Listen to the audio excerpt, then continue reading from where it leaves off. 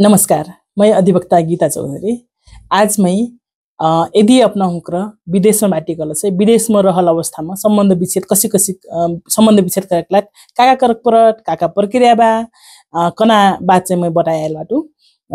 सर्वप्रथम त अपना हुक्र यदि विदेश में बाटी गल से विदेश में रहल अवस्था में अधिकृत वारसनामा बनाई परत कहाँ जाकर गल से संबंधित जौन देश में बाटी उ देश के संबंधित नेपाली राजदूतावास में जाकर अपना हुक्र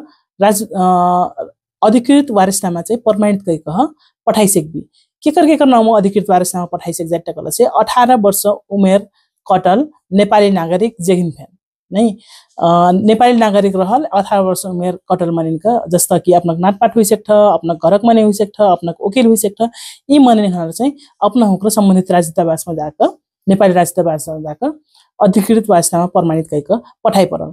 अब ओकर पाछा का कर्नाटक कल से ओकर पाछा अपना हुक्र पठाइ सके त उ सम्बन्धित वारसनामा जिनले लाटे उ मनाइ चाहिँ अपना हुकन के नाममा नेपालमा बैठक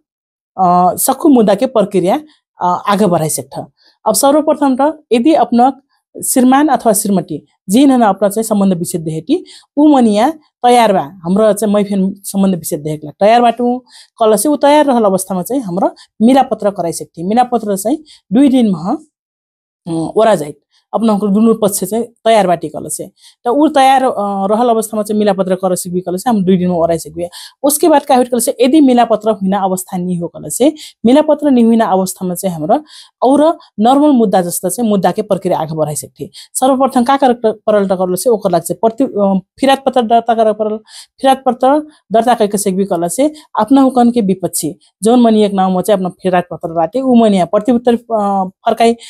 फर्काएका सकी त साक्षी बकपत्र हुई प्रमाण बुझ्ना काम हुई उ प्रमाण बुझ के सब कुछ इसका सकबी कल से फैसला आइत अदालत के फैसला तैयार होकर सकल पाछे चाहिँ हाम्रो का करबी गल से उ फैसला प्रमाणित फैसला हैन जोन म चाहिँ अपना हुकनको सम्बन्ध विच्छेद हुइल जानकारी कराइल बा उस फैसला लेके हाम्रो